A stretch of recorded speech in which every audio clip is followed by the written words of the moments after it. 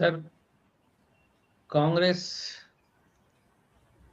की जो कुंडली है पार्टी की, इस वक्त कांग्रेस की शनि की महादशा मार्च 2025 से शुरू हुई है और ये बिल्कुल आंखों में नजर आ रहा है सामने कि शनि की महादशा जब से शुरू हुई है तब से कांग्रेस का जो एक ऑरा है वो बदलने लगा है पिछले 1-2 सालों से।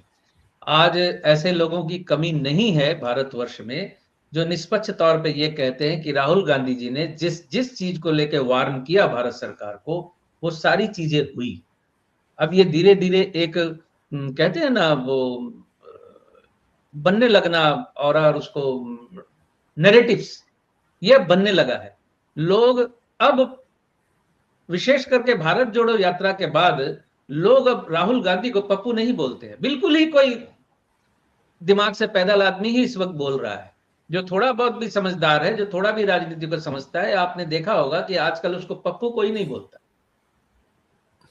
अब उनकी बातों को सीरियस लेने लगे, क्योंकि उनकी बहुत सी बातें, हालांकि वो कहते हैं राहुल गांधी ने भविष्यवाणी की थी, वो तो भविष्यवाणी नहीं करते, वो पॉलिटिकल अपना असेसमेंट देते हैं, तो वो उनकी बातें साबित हो रही हैं, तो लोग अब सीरियस लेने लगे इस चीज को। कांग्रेस की जो महादशा है शनि की, और शनि जो है मघा नक्षत्र में बैठा हुआ है। मघा नक्षत्र जो है, नक्षत्रों की व्याख्या, नक्षत्रों की जो एक्सप्लेनेशन मैं देता हूं उसके अनुसार मघा नक्षत्र जो होता है गद्दी होती है। मघा नक्षत्र जो रिप्रेजेंट करता है वो कुर्सी को रिप्रेजेंट करता है, पावरफुल कुर्सी को, राजगद्दी को रिप्रेजेंट करता है, क्योंकि मघा नक्षत्र सिंह राशि में है, राजा की राशि में। केतु के नक्षत्रों की जब मैं व्याख्या करता हूं, केतु का देखिए बहुत जबरदस्त रोल है। वो भले ही सर नहीं है उसका, लेकिन उसका एक बहुत जबरदस्त रोल है। 3 नक्षत्रों का, अश्विनी नक्षत्र, मघा नक्षत्र और मूला नक्षत्र, इन 3 नक्षत्रों का इतना शानदार विश्लेषण है या एक्सप्लेनेशन है, जो भी है वो इतना शानदार है कि अश्विनी नक्षत्र में आपको स्ट्रगल करना पड़ेगा। तो अरविंद केजरीवाल जी की शनि की जो महादशा शुरू हुई है, शनि अश्विनी नक्षत्र में है, वापस स्ट्रगल में आ गए वो। मघा नक्षत्र जो है, मैंने अश्विनी नक्षत्र में की हुई स्ट्रगल मघा नक्षत्र में आपको कुर्सी देती है, गद्दी देती है। और मूला नक्षत्र जो है उसको क्या कहते हैं, वानप्रस्थ है, वो बृहस्पति की राशि में है, धर्म के कारक की राशि में है। और मूला नक्षत्र जो है वानप्रस्थ का नक्षत्र है। आप इस दुनिया से, आप इस दुनिया की चमक दमक से उस वक्त दूर होने लगते हैं, यानी त्याग का नक्षत्र है मूला नक्षत्र। ये एक्सप्लेनेशन है। तो मघा नक्षत्र में शनि की जो महादशा है ये कांग्रेस को रिवाइव करेगी, बिल्कुल करेगी। 19 साल बाकी हैं, ऐसा नहीं है कि मैंने आज कहा शनि की महादशा में कांग्रेस रिवाइव करेगी और कोई कमेंट कह दे कहां रिवाइव की। आप समझिए इस चीज को। मैं ज्योतिषीय दृष्टि से एक बात यहां कहना चाहूंगा, हालांकि थोड़ा नेगेटिव उदाहरण लेके कहना चाह रहा हूं कि जिस भी व्यक्ति का जन्म होता है, जिस व्यक्ति का भी जन्म होता है, तो ये तो 100% सत्य है कि उसकी मृत्यु भी होनी है।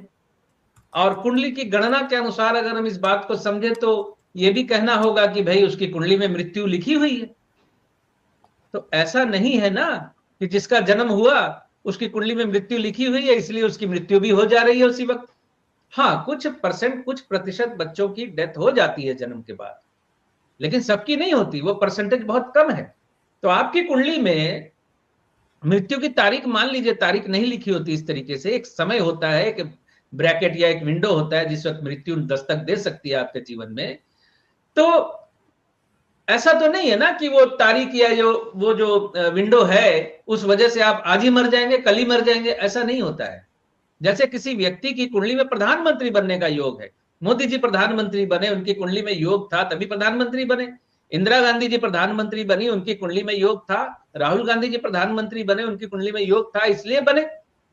लेकिन इसका मतलब ये नहीं है कि जैसे ही वो जन्म लेके पालने में उनको लिटाया और वो प्रधानमंत्री की कुर्सी पे बैठ गए, ऐसे नहीं होता है। मैं शनि की महादशा की व्याख्या करने को लेकर इतनी व्याख्या बता रहा हूं, क्योंकि शनि की महादशा में मैंने कहा कांग्रेस रिवाइव करेगी, तो कोई पूछेगा कहां रिवाइव की। ऐसे फलादेश नहीं होते ज्योतिष के। मैं इतना इसलिए बोल रहा हूं कि आप लोग रियल ज्योतिष को समझने की कोशिश करें। ज्योतिष को आप ये ना समझे कि वो कोई भाग्य बदलने का टूल है आपका, और ज्योतिष को ये भी ना समझे कि वो कोई ऐसा चमत्कार करके आपको इंद्रासन प्राप्त करवा देगा। रियल ज्योतिष को समझना शुरू कीजिए, समझिए, तब आपको मेरी बातें समझ में आएंगी। आप जस्टिफाई कर पाएंगे कि हाँ, ये आदमी जो बोल रहा है, ये इस चीज की व्याख्या जो है बिल्कुल लॉजिकली इन चीजों को आपके सामने रख रहा है।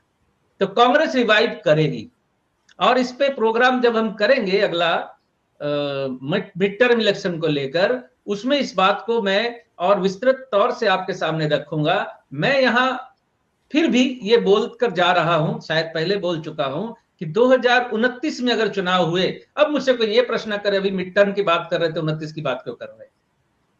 ठीक है ना? तो 29 में अगर चुनाव हुए, या अगला चुनाव जो भी हुआ, मिड टर्म को भी समेट ले रहा हूं आपके इस प्रश्न को हटा देने के लिए, भारतीय जनता पार्टी 150 सीटों पे सिमटेगी, कांग्रेस 200 प्लस सीटें लेकर आएगी। बड़ी बात कर दी आज आपने, कुछ ज्यादा ही बड़ी बात कर दी आज, और लोग इसको अब नोट करके रखेंगे सर, कि बीजेपी 150 पे सिमटेगी। आपकी बात से एक मुझे लिंक मिल रहा है। ये बात निशिकांत दुबे ने कही थी कि अगर मोदी जी हमारे पार्टी में नहीं हैं, या उसके हेड नहीं हैं, या संन्यास ले लेते हैं, तो हमारी पार्टी को 150 सीटें भी नहीं मिलेंगी इंडिया में, सिर्फ मोदी जी ये सारी सीटें लेकर आते हैं। तो आपकी बात में दम है कि अगर मोदी सीन से गायब हो जाते हैं, तो ये सही बात है कि in the absence of Modi Bharat के लोगों को फिर से एक नया परिदृश्य, पॉलिटिकल परिदृश्य सामने आएगा। तो शायद मैं आपकी बात से सहमत हूं। और ये जो निशिकांत दुबे जो शख्स जिसकी मैं बात कर रहा हूं, 150 सीटें मिलेंगी, ये कोई कांग्रेस की या समाजवादी पार्टी के नहीं है, ये बीजेपी के फायर ब्रांड हैं, और कभी कभी बड़ी बेहुदा बातें भी करते हैं। लेकिन ये बात उन्होंने कही थी, जो आज आपके मुंह से भी निकली है। तो कभी कभी सरस्वती ऐसी बातें निकाल देती है अपने मुंह से, अपना किसी के मुंह से। मैं जानता हूं उन्हें, और मैं क्षमा चाहता हूं, मैं ये एक बात फिर बोलूं कि ये 150 सीटें और 200 प्लस कांग्रेस की सीटें, ये बात मैं 6 महीने पहले भी बोल चुका हूं। अगर किसी को याद हो तो वो कमेंट कर दे। मैं आज का दिन तो मुझे पूरी तरह से याद रहेगा, लेकिन अच्छी बात है। और देखिए, समय का चक्र है। समय के चक्र में क्या होता है ना, कि जो ऊपर जाता है फिर घूम के नीचे आता है। घड़ी की सुइयां भी जब टॉप पे पहुंचती है ना, जब एक टाइम ऐसा होता है कि जब नीचे से जाना शुरू करती हैं 6 के अंक से और 12 तक पहुंचती है ऊपर, तो ऊपर ही ऊपर चलती चली जाती हैं। लेकिन 12 के ऊपर जाने के बाद फिर उनका वो नीचे ही होती है। मुझे इसमें एक मैनेजमेंट का एक एनेक्डोट मुझे याद आया, कि कई बार मैं अपने लेक्चर्स में भी बात करता हूँ, कि बहुत बार लोग जब पहाड़ की चोटी पर जा रहे होते हैं, तो वो दरअसल उनको देखकर थोड़ा मुस्कुराते हैं जो पहाड़ से नीचे उतर रहे होते हैं, क्योंकि उनको गुरूर होता है कि वो ऊपर जा रहे हैं। लेकिन वो भूल जाते हैं कि थोड़ी देर बाद वो टॉप पर पहुंच जाएंगे, और उनके पास भी कोई और रास्ता नहीं होगा सिवाय नीचे आने के। वो वहां से नीचे उतर रहे होंगे, और जब वो नीचे उतर रहे होंगे तो उनकी मुलाकात उन लोगों से होगी जो उस टाइम ऊपर जा रहे होंगे, और वो फिर आपके ऊपर हंस रहे होंगे। तो इसलिए कभी भी इस समय के चक्र को आप बेहुदा मत समझ लीजिएगा। इस समय के चक्र को दरअसल आप ऐसा समझिए कि ये प्रकृति है, और प्रकृति अपना चक्र में चलती रहेगी। जो ऊपर जाएगा वो नीचे आएगा ही आएगा, और इससे कोई मुक्त नहीं है।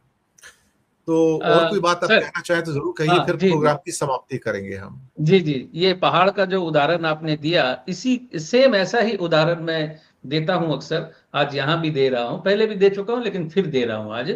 पहाड़ पे चढ़ते वक्त कहते हैं ना, कर्मों का फल, कि हम जब ऊपर जा रहे होते हैं, जब हम आगे बढ़ रहे होते हैं, तो हमें उसके साथ कुछ ऐसे कर्म भी करते जाने चाहिए कि जिस दिन नीचे गिरना पड़े, शर्मिंदा ना होना पड़े। तो वो क्या है कि मैंने सुना है, सत्य मिथ्या मैं नहीं जानता, लेकिन मैंने सुना है जो पर्वतारोही होते हैं, जो पहाड़ पे चढ़ते हैं, वो सूखे मेवे लेकर चढ़ते हैं अपने साथ, और चढ़ते वक्त वो जहां जहां उनको मौका मिलता है, कहीं जगह मिलती है रखने की, तो सूखे मेवे कुछ वहां रख देते हैं, ताकि ऊपर जाने के चक्र में वो सारे मेवे वो खा के खत्म ना कर दें, क्योंकि वापसी में भी उसकी जरूरत पड़ती है। तो वो सूखे मेवे विभिन्न जगहों पे रख देते हैं, ताकि जब वापस लौटे तो भूख अगर लगे तो वहां से वो उन मेवों को बरामद करके अपनी भूख को थोड़ा शांत कर सके।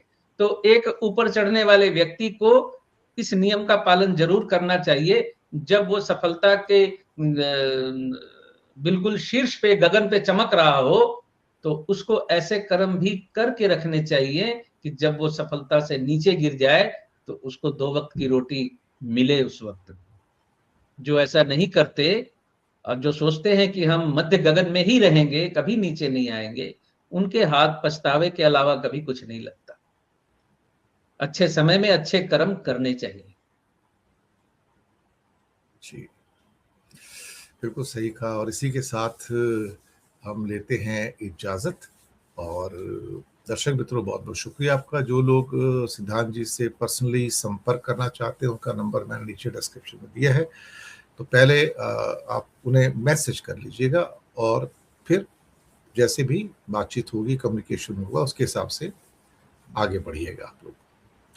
तो बहुत बहुत शुक्रिया आपका। और सिद्धांत जी, आपसे भी लेते हैं इजाजत। और हम वास्तव में एक बहुत बड़े उथल पुथल वाले दौर से गुजर रहे हैं। एक दुनिया में ऐसा दौर है जो शायद हमने पहले कभी नहीं देखा है, लेकिन वो वक्त नहीं रहा तो ये भी नहीं रहेगा, वो गुजर गया तो ये भी गुजर जाएगा। चक्र है, चलता रहेगा।